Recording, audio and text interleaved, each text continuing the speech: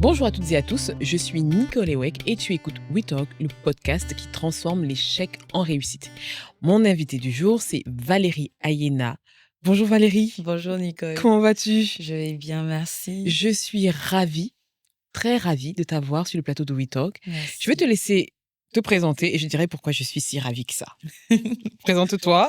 Alors, je suis Valérie Ayena, comme tu l'as dit, et aujourd'hui, je suis entrepreneur. J'évolue dans la health tech et je viens de fonder My Derma Life, la première start-up qui développe en fait une plateforme de télémédecine spécialisée en dermatologie en Afrique subsaharienne. Donc, nous avons un focus pour les peaux noires et métissées.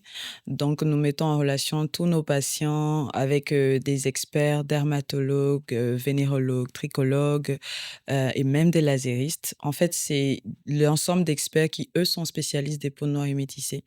Et j'ai été mannequin et Miss Cameroun en 2013. Voilà, donc je voulais pas spoiler, je reçois Valérie Ayena qui est Miss Cameroun 2013. Franchement, tu as représenté quand même le continent à l'international.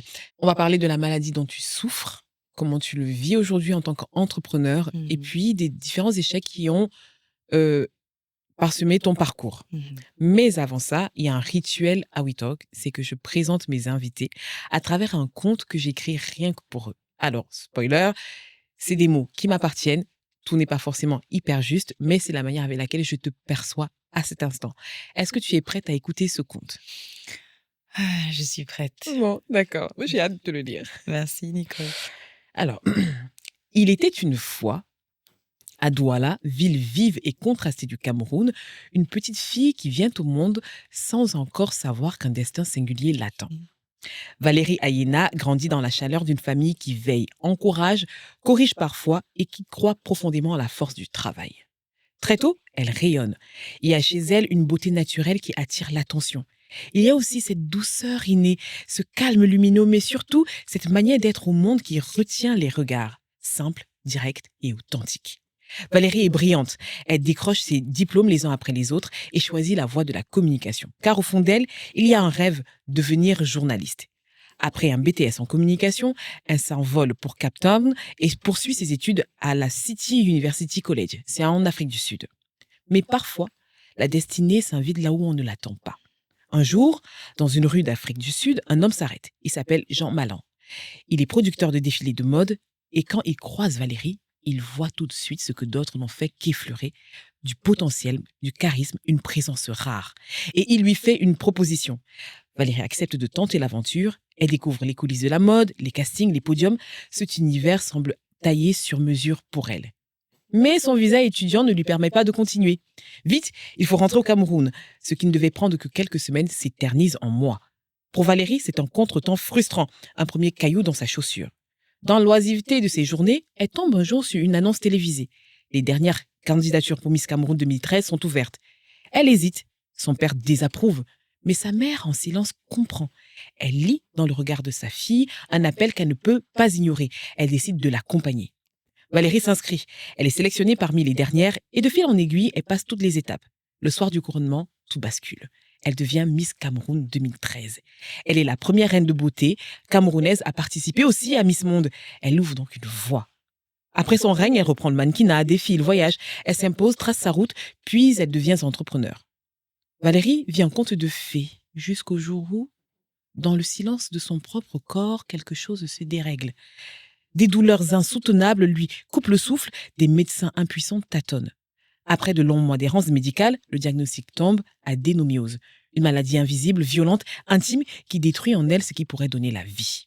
Les traitements hormonaux la bouleversent. Son corps devient étranger, son reflet un inconnu. Et le silence imposé par la société africaine un poison. Car oui, en Afrique, on apprend à souffrir dignement, à cacher la douleur derrière le sourire. Mais Valérie, elle, choisit de parler, de briser l'omerta, parce que sa survie dépend de cette parole. Et là, le miracle se produit. À travers ces mots, d'autres femmes se reconnaissent. Elles aussi souffrent, elles aussi doivent se taire, car il ne faut pas faire honte. Mais ce n'est pas tout. Son visage que tant avait admiré se couvre d'acné sévère. Pas quelques boutons, non, non, non. Une guerre ouverte. Elle essaye tout. Les traitements, les soins, les routines, rien n'y fait. Le miroir devient difficile à affronter. Alors là encore, elle choisit de ne pas fuir. Elle parle, partage, explore et de cette recherche personnelle naît My Derma Life, une plateforme panafricaine de télédermatologie dédiée aux peaux noires et métissées. Un espace de soins, de mise en lien, de solutions. Aujourd'hui, Valérie continue de se réinventer.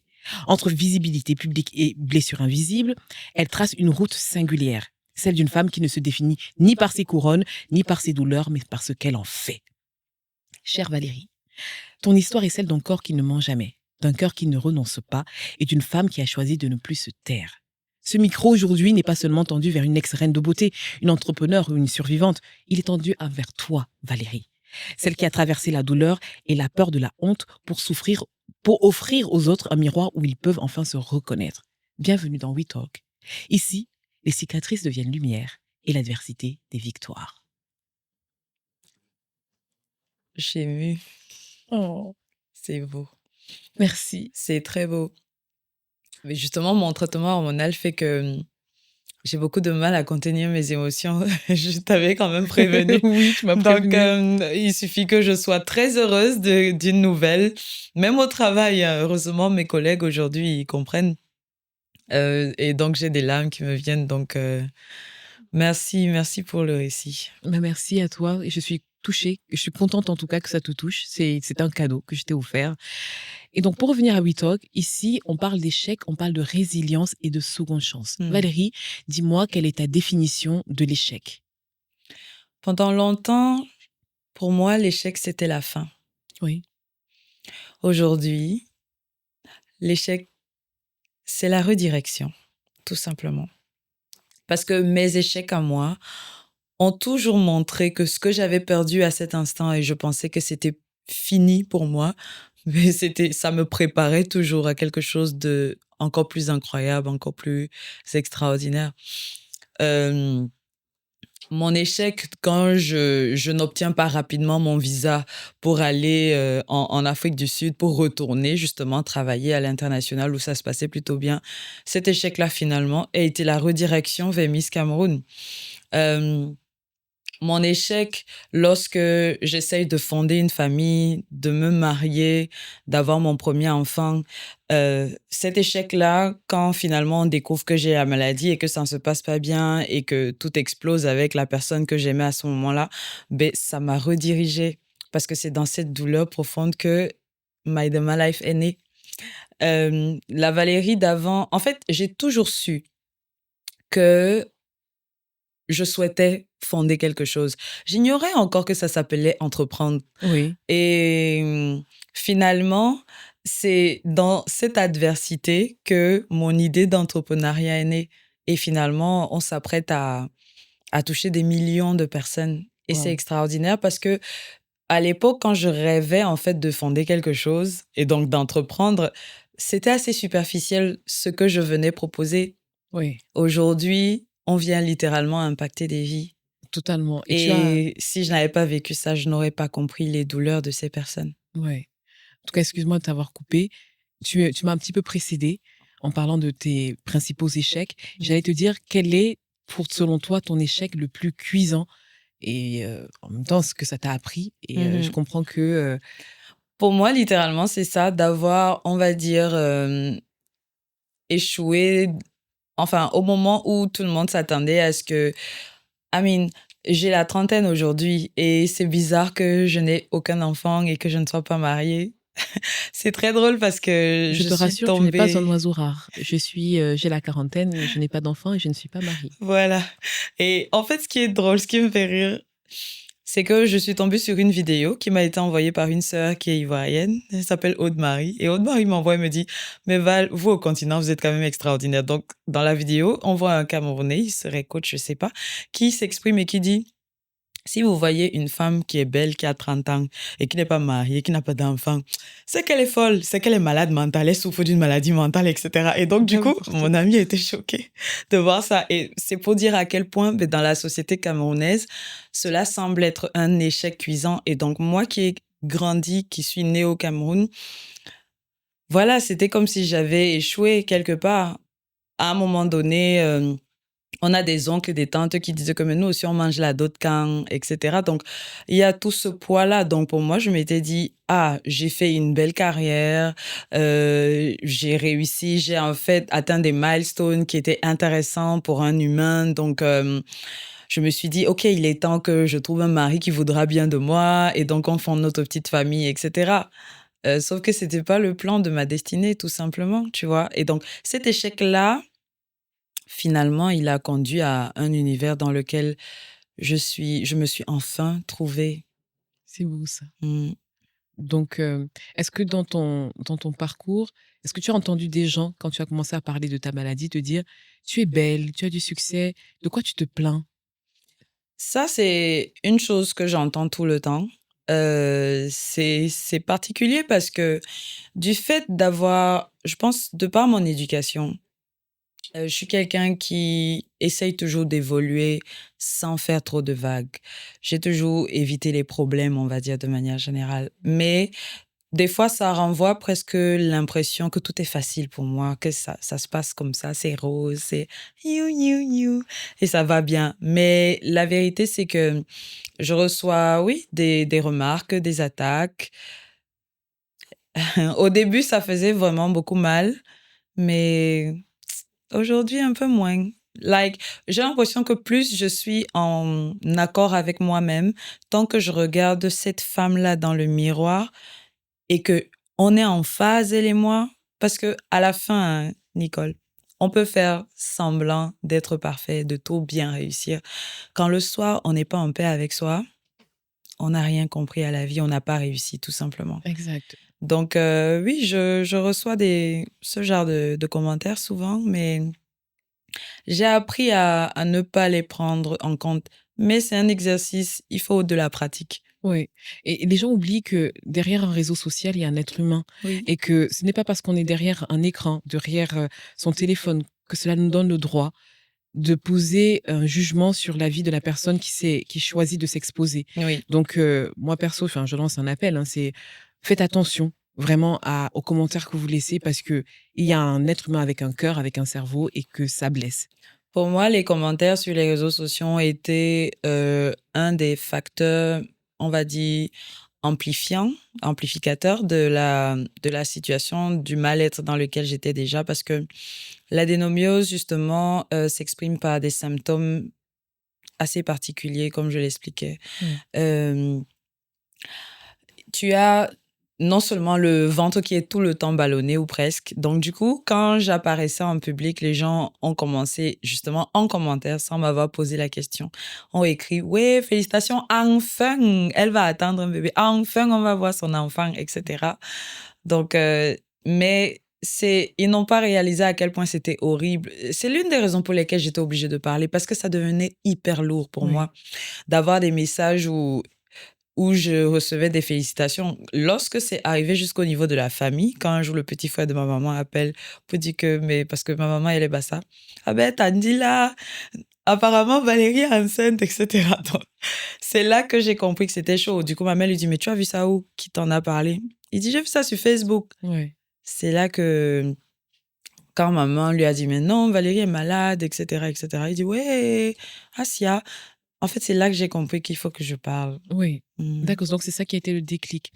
On va en parler, mais dis-moi, combien de temps on a mis pour que tu puisses être, diagnostiquée? Entre le moment où tu as les symptômes et le moment où tu es diagnostiquée? La vérité est que j'ai eu mes règles à environ vers 17 ans. Oui. Depuis le premier jour que j'ai eu de la menstruation dans ma vie, j'ai toujours eu mal. Ce qui a pris du temps, je pense, dans tout cet univers de la maladie, c'est que à la base, je pensais que c'était normal. Je pensais que les règles douloureuses, c'est normal. Oui. On m'a appris que ben, dans la vie, il y a deux styles de femmes. Il y a celles pour qui c'est pas douloureux, c'est les chanceuses et il y a les moins chanceuses. Donc, quand pour moi c'est arrivé et que j'avais hyper mal et que je m'évanouissais, euh, on m'avait dit, ouais, tu as eu la malchance et oh, tu es tombée dans les filles qui ont les Tu avais règles 17 ans? douloureuses. Oui. D'accord. Mais à ce moment-là, je ne souffrais pas encore d'adénomiose. Donc, j'ai toujours eu de toutes les façons un utérus qui n'était pas comme les autres, on va dire. Et malheureusement, ce que je ne savais pas, c'est que Ça veut dire on quoi, un aurait utérus dû... pas comme les autres? En fait, c'est simplement que j'étais pas normale. Ce qu'aujourd'hui, il faut qu'on comprenne, c'est que si vous avez à la maison votre fille qui a ses premières règles et qui a mal, comprenez que son corps ne fonctionne pas, en fait, de manière naturellement OK comme les autres. D'accord. Donc, c'est à suivre de très près. Et ça, c'est quelque chose que je ne savais pas.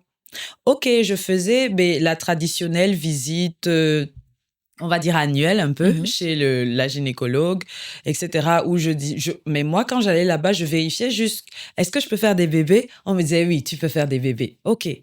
Et chaque année, est-ce que tout va bien? Est-ce que j'ai le VIH? Est-ce que j'ai des hépatites? Donc, en fait, je faisais les tests, la batterie de tests, des tests normaux, au final. Et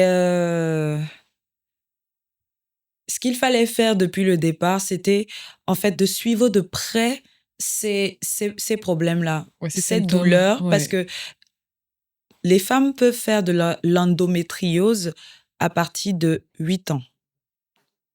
Ah bon? Oui. Donc, à partir des premières règles d'une jeune fille, il faut toujours suivre de près. Moi, dans mon cas, en fait, ces douleurs-là, j'avais en fait un terrain qui était favorable au développement de l'endométriose. Mais quand tu dis ça, qu'est-ce que ça veut dire exactement? Moi, je comprends pas. Favorable, ça veut dire quoi? Scientifiquement, hein, notre utérus est, je pense que dans les cours de biologie, on a Oui. expliqué un peu comment se passent les règles. C'est-à-dire qu'on connaît déjà l'utérus qui a une forme un peu comme un V, Mmh.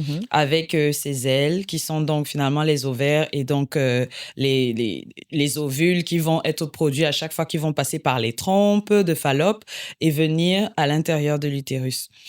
Tous les mois, l'utérus d'une femme, qui est donc la paroi utérine, qui elle est tapissée par l'endomètre, Oui. tous les mois, ça se forme et ça se place en doigt de gant en attendant que l'ovule qui va être fécondé par un spermatozoïde vienne en fait se loger là Oui. et puis que le bébé, l'embryon commence à se développer et qu'il devienne un bébé et un être humain en fait viable, Oh, d'accord. disons ça. Bon, pour les personnes qui en général vont avoir des règles douloureuses, Mmh.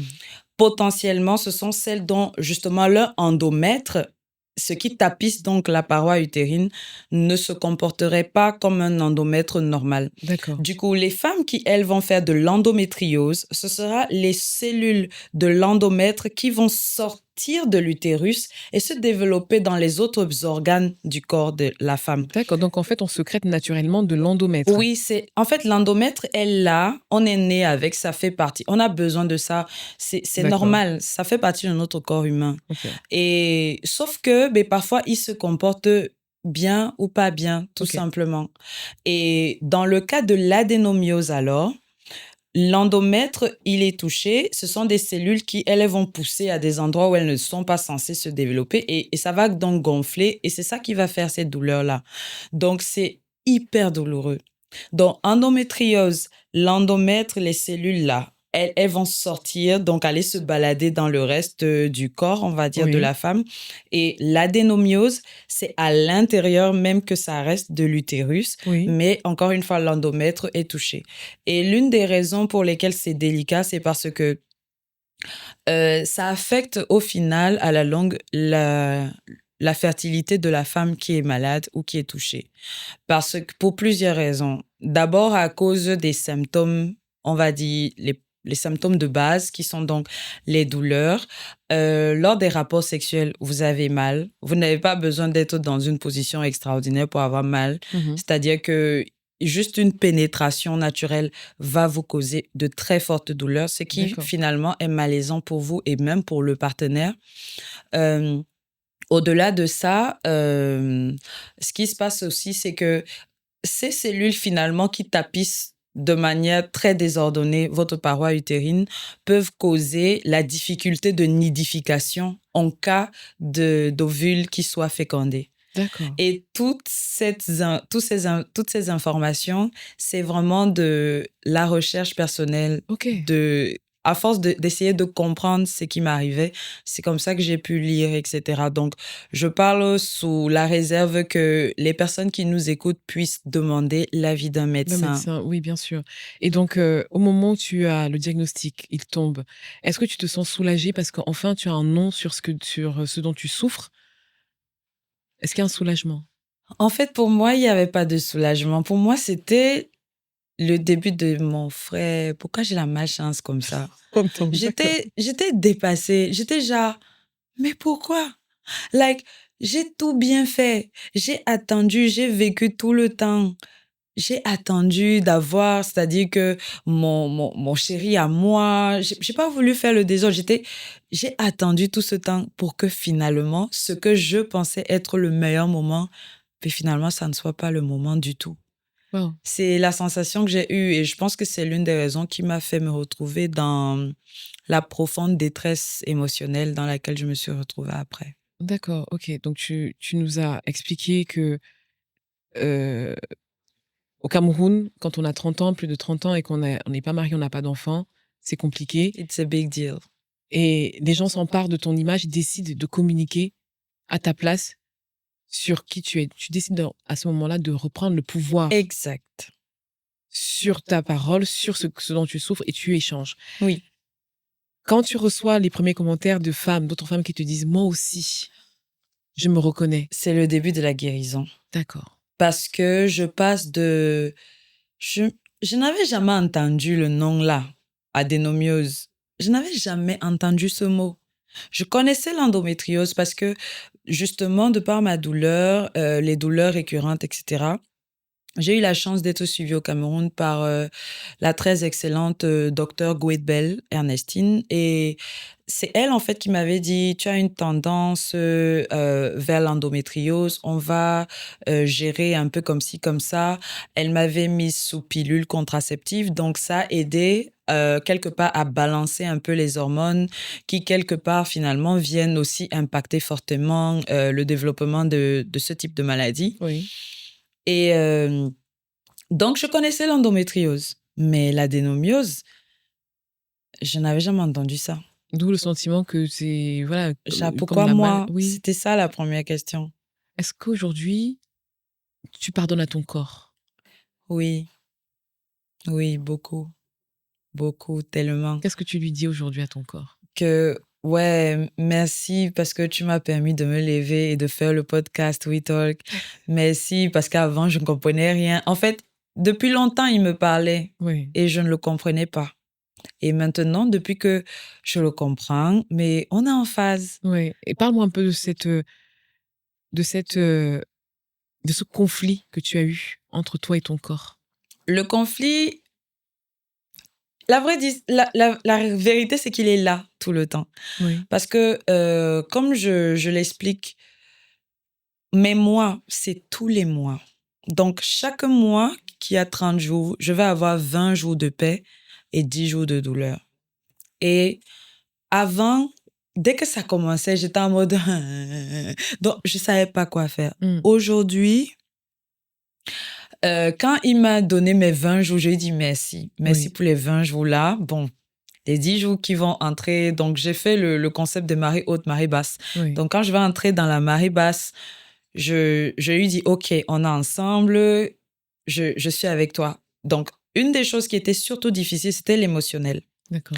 Parce que mon cerveau, qui lui est un cerveau d'une personne qui est active, je ne sais pas m'ennuyer. Je suis toujours occupée. Dans ma tête, dans mon monde, je suis très visuelle. Je suis quelqu'un qui... Je voyage dans mon esprit. Et donc, cette force d'aller toujours conquérir les choses, ça part d'abord de ma tête et Oui, ensuite je fonce. Donc, ça a été très difficile de faire comprendre à ma tête que le corps ne peut pas suivre. d'accord Ça a été la partie la plus difficile, on va dire. et comment tu y es arrivée? Aujourd'hui, ben, je me parle littéralement. Like, quand le cerveau me dit que non, il y a tel truc, je dis non, je pense qu'on va attendre, on va reprogrammer. J'ai appris en fait à reprogrammer les choses. C'est-à-dire, si. Parce que quand dans les 20 jours tout va bien, tu vas me dire, Val, ça te dirait qu'on aille au Maroc, et je dis, ouais, girl, je veux trop y aller, allons-y. Mais je vais oublier. parce que je suis dans mon moment, dans l'euphorie, la joie, Oui, j'oublie cette maladie. Et tous les mois, elle revient me shut down. Et je dis, ah zut, pourquoi j'ai pris l'engagement? J'aurais dû faire comme si, j'aurais dû faire cela. ouais, Et pendant des années, j'ai vécu en mentant aux autres parce que je voulais pas qu'on sache que j'étais malade, en fait. Parce que je savais pas comment expliquer que, à cause des règles seulement, je suis malade. oui. J'avais pas un nom de maladie, en fait. Donc, je pouvais pas juste dire que, parce que on m'a dit ça plusieurs fois. Tu veux me dire que c'est à cause des règles douloureuses que tu n'es pas venu à mon mariage? Ah oui, Ce genre effectivement. de choses. Tu veux dire que c'est à cause des règles douloureuses que tu ne pouvais pas venir à l'église? On ne comprenait pas. Mais la vérité est que les symptômes qui vont avec, je fais de la diarrhée, je vomis, je m'évanouis, j'ai des pics de douleur au niveau de mon anus. C'est horrible, littéralement. Comment tu vas expliquer, par exemple, à l'église, quand on te fait la prière, que tu peux pas te lever, alors qu'on te voit, tu es une femme de 1,80 m, tu n'as pas l'air malade. On va croire que Mais c'est du justement, manque de Valérie, respect. comment est-ce que tu gères justement cette, cette vision que l'on a des Mhm. maladies invisibles? Comment tu... C'est aujourd'hui que j'ai énormément de compassion d'abord pour les personnes qui souffrent de maladies invisibles. Oui, Et c'est seulement maintenant que moi-même je comprends. Parce que j'ai été quelqu'un de très judgmental. Par vis-à-vis de exemple, toi-même. même des autres aussi. D'accord. J'étais genre, mais comment quelqu'un peut se faire dépasser par son poids? Genre, comment tu peux te retrouver en surpoids et tu n'as rien fait Ok. contre ça? C'était des paroles que j'avais sans savoir les batailles secrètes que chaque individu mène. Oui. On a tous l'air d'être heureux face les uns face aux autres, mais on ne sait jamais ce qui se passe quand quelqu'un ferme la porte de sa chambre, ce qui se passe quand il est face à lui-même dans son cœur. On ne sait jamais. Et c'est cette maladie qui m'a appris cette humilité, une leçon de vie finalement, parce que j'ai tout fait pour maintenir ma ligne de mannequin. J'ai pas réussi. Parce que finalement, les shots hormonaux, le traitement qu'on m'a donné, c'est ça qui m'a fait gagner les 22 kilos. Et j'étais dépassée, en fait, à chaque fois quand je prenais du poids. Je savais pas quoi faire. J'étais au contrôle de rien du Oui. tout. Oui. Donc, ouais, j'ai réalisé ma petitesse finalement. Waouh. C'est puissant ce que tu viens de dire. En fait, finalement, cette maladie, bah, elle est aujourd'hui la source de ton humilité et de ton empathie vis-à-vis des autres. Totalement. Tu es capable de te dire, ah tiens, je peux comprendre la douleur. Je ne suis peut-être pas dans son schéma à lui, mais je comprends sa douleur et je ne peux pas me positionner en juge ou en commentateur Complètement. de sa vie, quoi. Nicole, j'ai toujours eu des airs de quelqu'un de très doux. Mais mes frères et sœurs peuvent te dire, je suis perfectionniste. Mhm. Du moins, je l'étais. Et pour moi, c'est-à-dire extrêmement carré. J'ai toujours été quelqu'un d'extrêmement carré. Mm. Pourtant, je suis, on va dire fofolle, hein, mais j'ai toujours eu cette rigueur dans mon travail, une autodiscipline incroyable. Et finalement, aujourd'hui, ça m'a appris à let go. Ça m'a appris à Finalement, ça t'a comprendre. appris à être aussi bienveillante vis-à-vis de toi-même Absolument, et avoir un lâcher-prise. Mais absolument. j'ai envie de dire, au final, c'est ce qu'on recherche un peu tous, finalement. Finalement, Et est-ce que tu penses qu'il faut entrer dans la douleur, souffrir pour finalement comprendre ce genre de choses? je pense que je n'ai pas envie d'appeler ça comme ça. J'ai envie de parler. Excuse-moi si je ramène un peu le divin dans notre conversation, Vas-y. mais j'ai envie de parler du brisement plutôt que le passage obligatoire par la douleur là. Je veux ramener ça, je veux ramener le côté spirituel et dire que finalement, il faut que quelque part on ait été spirituellement brisé, Oui, divinement brisé pour réellement incarner cette vraie compassion-là. Parce que je pense qu'à l'époque, quand je disais «Ah, je compatis à ta douleur», c'était parce que j'avais été bien éduquée. oui. C'était vraiment des paroles que je disais comme ça. Aujourd'hui, ça n'a plus rien à voir. Je ne suis plus la Valérie d'il y a 12 ans, par exemple. Écoute, Valérie, on passe à la deuxième partie de cet épisode. Je bois tes paroles. Et ça s'appelle le True Talk, même si on parle vraiment vrai, là, depuis J'ai le peur. début. Je dis qu'on ne se fait pas tout seul. Oui, On rencontre des détracteurs qui nous poussent dans nos retranchements ça c'est et vrai. qui nous font grandir. C'est incroyable. Et à la rencontre fortuite, c'est quelqu'un, une situation, quelque chose qui, d'apparence anodine, nous pousse ou nous redirige dans un chemin auquel on n'avait pas du tout pensé. Et puis il y a la personne providence. C'est celle qui croit en nous même quand nous-mêmes on ne croit pas du tout en nous et qui nous ouvre la porte là où personne d'autre ne l'aurait fait et cette personne le fait sans rien attendre en retour. Oui. Dis-moi, quelle est la pire situation dans laquelle un des détracteurs t'ont mise? Euh, Je ne sais pas laquelle choisir parce qu'il y en a eu plusieurs. Choisis la Euh, principale selon toi. Ah, il y a une qui me vient.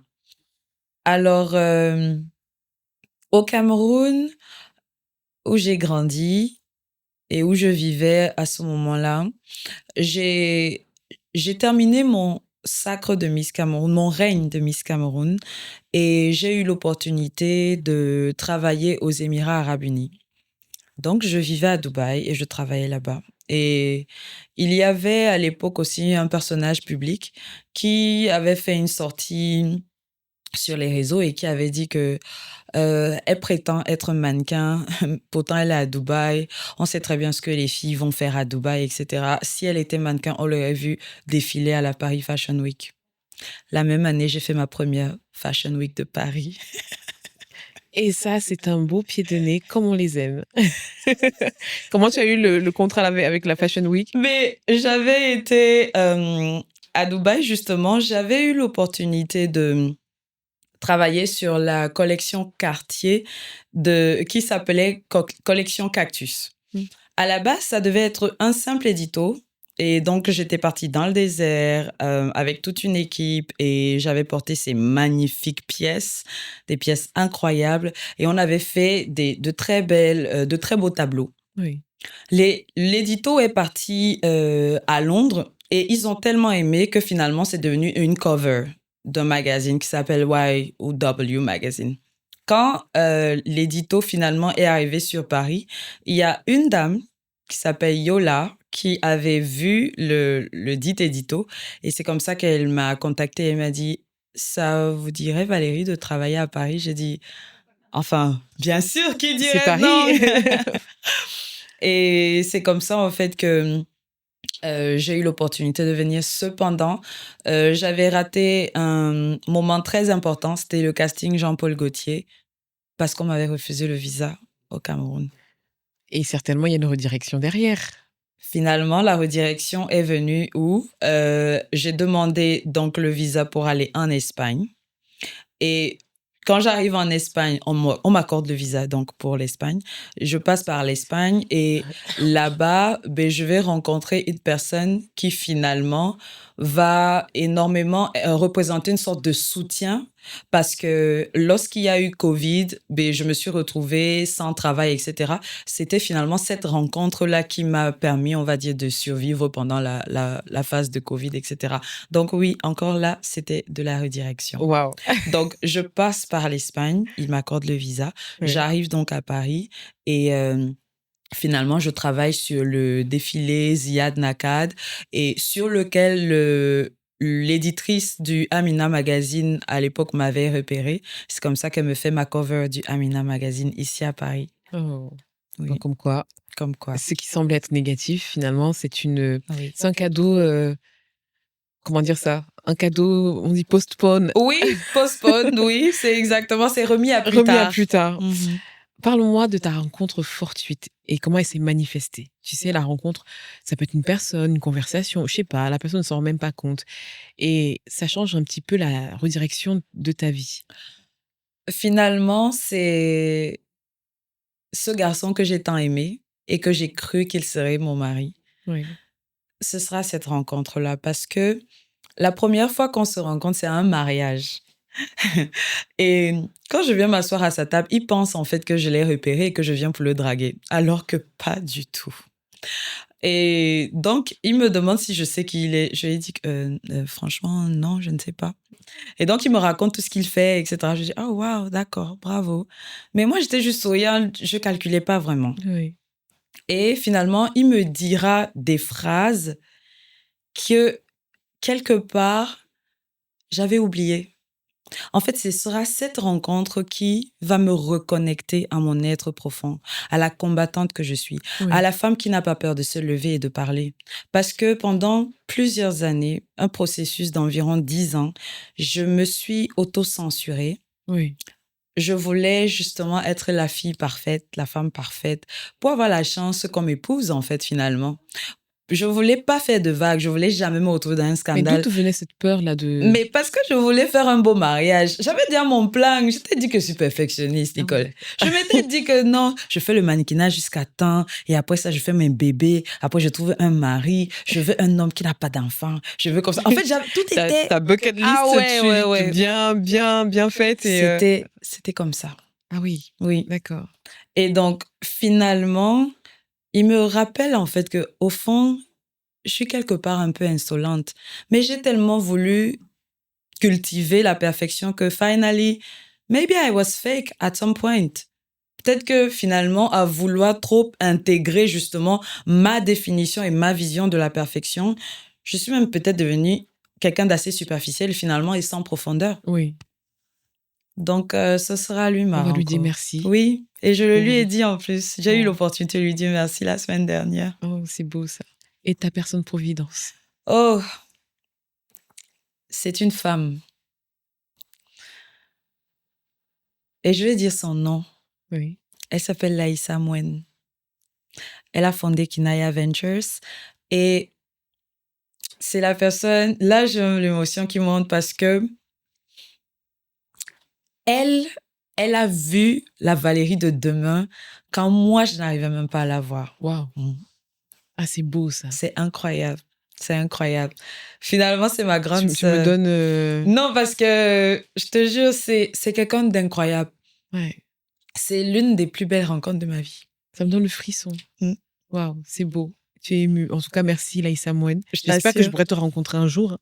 Absolument. Et tu Parce vas l'adorer. parce que franchement... Parce que c'est une dame tellement discrète Ouais, et tellement puissante. C'est incroyable. waouh. Incroyable. Vraiment. Donc, définitivement, parce que si je parle encore plus, je vais éclater en Oui, sanglots. allez, on va passer à la dernière partie de cette interview. Parle-nous de My Derma Life. Alors, Qu'est-ce que c'est? Pourquoi tu l'as créé? oui. Mais ça me fait hyper plaisir d'avoir l'opportunité de présenter My Dama Life. Oui, Donc, déjà le nom. My, en anglais. Le mien, la mienne. Derma, comme l'épiderme, ma peau. Life, la vie de ma peau. Lorsque je suis tombée malade et qu'on a finalement détecté la maladie il y a 3 ans, donc finalement maintenant, oui, euh, ce qui s'est avéré, c'est que les traitements que je devais faire, il fallait arrêter la pilule, en fait, il y avait plein de choses à faire. Ce déséquilibre hormonal a déclenché, entre autres symptômes, de l'acné. J'ai eu de l'acné sur mon visage, la poitrine, partout. Je savais même pas qu'on peut faire l'acné jusqu'aux fesses. Je ne savais pas. J'ai eu de l'acné. C'était horrible. Donc, pour moi, j'ai construit une partie de ma vie autour de mon image. oui, C'est-à-dire que je me sentais perdue. Quand j'ai réalisé que qu'est-ce qui est en train de m'arriver, je me suis dit, comment je vais faire? Au départ, j'ai eu l'impression que peut-être que j'étais en train de faire une crise, je fais ma diva. Tu sais, comme une personne, une reine de beauté ou un mannequin qui a des boutons, etc. Et on minimise, en fait. On dit, ah, mais t'inquiète pas, ça va passer. Sauf que c'est réellement devenu un mal-être. oui, C'est-à-dire que quand j'allais face au miroir, j'étais mal. Je n'avais plus envie de sortir. Les gens ont même commencé à m'énerver. Genre, quand je voyais les gens qui souriaient, une fille, elle est jolie, elle a sa belle peau, ça m'énervait. oui. J'ai commencé à Frustration. réaliser, oui, mais pourquoi je détourne en fait la colère vers les autres? Fallait trouver une solution. J'ai posé d'abord la question à ma mère. Je lui ai demandé que maman, quand vous avez les problèmes, parce qu'auparavant, ce qu'il faut comprendre, c'est que j'ai vécu une grande partie à l'étranger quand même. Donc là-bas, j'étais suivie par des professionnels, etc. Et ça coûtait le prix que ça coûtait. Sauf que là, je me suis retrouvée à un moment où je n'étais plus mannequin, j'étais en surpoids et je devais combattre ces douleurs-là. Mais en plus, il y avait tous ces boutons. Donc, du coup, je demande à ma mère, maman, quand toi tu as les problèmes, les boutons, tu fais comment? Elle dit que va, je vais au marché. J'ai dit, waouh, je ne peux quand même pas aller au marché. Non, Oui, là, c'est je trop suis quand pour même moi. Miss Cameroun. Oh, Je suis Seigneur mannequin Jésus. entrepreneur. Merci. Donc, du coup, je demande à ma sœur, Chlo, quand tu as les problèmes, tu fais comment? Elle dit que, gars, je peux regarder même sur Internet, non? Snapchat, TikTok, ils ont souvent les trends là. Je dis, non, quand même. Du coup, on me conseille de voir un dermato, etc., qui, je précise, était même une dame. Donc, je me dis, je vais au bon endroit. Je me rends donc au bureau de celle-ci. Et là-bas, au cabinet, je réalise que je suis incomprise. Parce que j'ai en face de moi quelqu'un qui est diplômé, mais qui ne comprend pas ma psychologie. Parce que je me suis retrouvée avec des mots du genre. En fait, pour elle, je m'inquiétais pour rien. Parce que ce que j'estimais être une montagne, c'était qu'une petite colline à ses yeux. Et donc, elle me dit, ah, vous voulez vraiment que je vous montre quelqu'un qui souffre d'acné? Ah oui, d'accord. Et ça, j'ai dit, waouh, je suis dans un endroit où je suis censée trouver la solution. On me compare à, disons, une mère au foyer, par exemple, ou une maman qui est la matriarche de sa famille. Elle pilote son foyer. Ce n'est pas ses boutons qui sont sa priorité, c'est son mari, c'est ses enfants, c'est comment est-ce que les enfants ont fait à l'école. Donc, les problèmes de peau, ça va venir peut-être à la 4e ou 5e position. Mais moi, je suis une beautypreneur. Je viens pleurer devant toi que, docteur, sauvez-moi. Mon fonds de commerce a un souci. On est d'accord. Oui. Donc, c'est là, au sortir de cette consultation-là, que je dis, non, il faut que je crée une safe place. Donc, à la base, My Day, My Life, je voulais juste créer en fait une communauté Instagram où nous toutes, en fait, on va venir échanger nos astuces, où on va parler de nos douleurs, de nos difficultés à trouver des médecins, etc. Oui. Et pourquoi aujourd'hui je vais dire que euh, euh, Madame Laïssa a impacté ma vie d'une manière extraordinaire?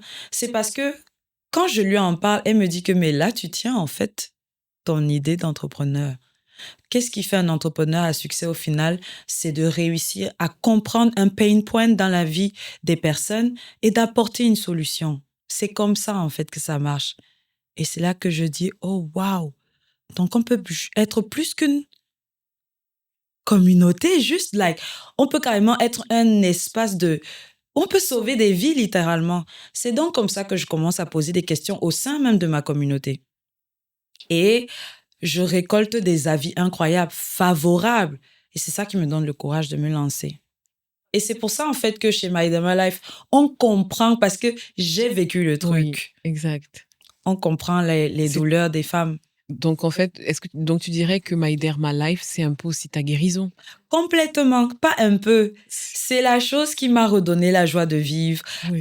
Quand on parcourt les commentaires, parce que je n'ai pas posté pendant près d'un an, hein, voire plus. J'ai perdu presque 49 000 ou 50 000 followers sur les réseaux sociaux, toutes plateformes confondues. Euh, mais en fait, c'est parce que j'étais pas bien. Je manquais totalement de confiance en moi. J'étais plus la même et en même temps, je n'ai jamais voulu être fausse sur les réseaux. J'ai toujours souhaité que si quelqu'un va liker, c'est que c'est le Valérie Profond qui l'a liké. De ce côté-là, et je pense que finalement, c'est cette authenticité qui a permis que les gens se connectent avec moi. Je sais avec certitude que je ne peux pas caler dans tous les pays où je suis follow. Parce que dès que j'appelle mes followers, like, si je leur écris un DM que, s'il vous plaît, je suis coincée, etc., Valérie et on va venir t'aider. Donc, et ça, c'est extraordinaire, vu Ouais. la difficulté du monde dans lequel on est en train d'évoluer. Les choses sont en train de devenir de plus en plus dures, de plus en plus dures. Donc, finalement, oui, My Day, My Life, c'est mon souffle de vie. Et il y a quelqu'un, de manière très poétique, qui m'a dit, tu vous souhaitais avoir un enfant. Finalement, voilà, en fait, ce bébé que tu es en train d'accoucher qui va venir impacter des millions de vies. Donc, oui. Est-ce que dans ce que tu as dit, tu as tellement Tu as répondu à des questions que j'avais de type, ton rapport à finalement à ton image et est-ce que cette transparence-là que tu as vis-à-vis de ta maladie, est-ce que ça ne t'inquiète pas? Mais visiblement Bon, non. j'ai reçu des commentaires que ouais, pourquoi tu as dit ça? Les sorciers maintenant vont serrer ton ventre. Pour être honnête, je suis très connectée aujourd'hui à ma spiritualité. Oui, Et je pense que chacun de nous a sa destinée. Il y a des femmes qui sont vouées à être des mamans biologiques qui vont porter la vie. Et il y en a d'autres que leur destinée, en fait, c'est qu'elles vont adopter des enfants et elles vont en faire des chefs d'État ou des rois, tout simplement. Donc, pour être honnête, j'ai eu la phase de panique, tu vois, de me dire peut-être que j'ai trop partagé. Mais finalement, aujourd'hui, je comprends que je suis en mission. oui. Je suis en mission et cette plateforme que finalement le Seigneur m'a donnée, qu'il m'offre, il est temps en fait que je l'utilise comme j'étais censée l'utiliser depuis le début. Ça ne veut pas dire que je n'ai pas peur, mais finalement le courage, c'est lorsqu'on affronte ses peurs et qu'on les dépasse. Donc, je pense que j'ai beaucoup de courage au fond de moi et je suis en train de comprendre ma destinée, je suis en train de la comprendre. Et chaque jour, j'apprends et je n'ai pas peur en fait d'apprendre. C'est ça qui est le plus extraordinaire. Donc, non, finalement, I think it's gonna be okay. Like, I'm working on it. Je travaille dessus. Valérie, tu penses que tu as est-ce que tu dirais que tu as réussi? En fait, je pense que la réussite, c'est une question, c'est un escalier qui s'arrête pas. C'est un escalier infini. Oui. Donc, pour le coup, j'ai quand même déjà amorcé pas mal de marches là. Mmh. Mais il y a encore des marches qui sont extraordinaires. C'est pour ça qu'en ce moment, j'arrête pas de répéter le futur est radieux. Future is radiant. Parce que je vois un truc, ça me parle, ça me dit que go on, go on. Et je pense que s'il faille parler de réussite tangible, en ce moment, je ne suis plus millionnaire. Non, parce que mon compte bancaire, j'ai tout investi dans ma life. Euh, mais je pense que je suis en route vers une réussite extraordinaire. Waouh! Et c'est beau de pouvoir prophétiser comme ça sur sa propre vie Amen. et de visualiser parce que tu m'as dit que tu étais une personne de vision. Oui, ça dit que je le vois, c'est presque... En fait, je sais pas comment expliquer, c'est que je le vois déjà, j'attends juste que ça devienne physique pour Oui, que les autres voient ce que je vois, que ça devienne physique dans notre monde physique ici. Mais c'est déjà là, ça existe déjà. ouais. Mm. On arrive à la toute fin. S'il y avait une seule chose que tu voudrais que l'on retienne de toi, Mm. ce serait quoi? C'est une question qui est très difficile. She tried. Mmh. Ce serait ça. Si il faille qu'on retienne une chose, c'est que elle a combattu. Like, soit je ressors vainqueur ou au moins je meurs en essayant, mais j'aurais combattu, j'aurais essayé. Une belle philosophie de vie.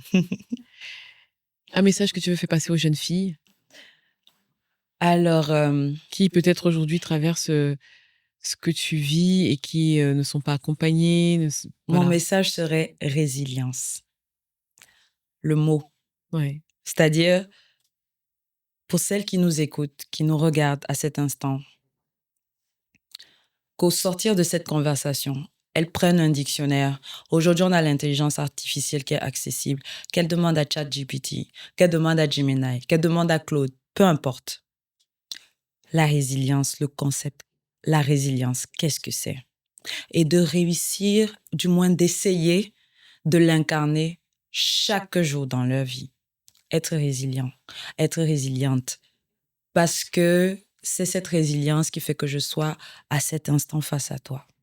Et c'est cette résilience qui fait que je leur donne rendez-vous dans 10, 15 ans, 20 ans, si Dieu le veut. Et le bébé, My Derma Life, qui aura 20 ans et qui fera de belles choses dans Extraordinaire. le monde. Extraordinaire. Je suis ravie d'avoir, échangé avec toi aujourd'hui, Valérie. Merci, Nicole. Ce que je retiens, c'est, une combativité, c'est une remise en question Profonde. profonde d'une personne, qui a su se remettre en question. C'est une personne d'une transparence, extraordinaire tu n'as pas peur de dire, tu n'as pas peur de parler. C'est ce qui fait ta force. Et on se reconnaît à travers ton discours.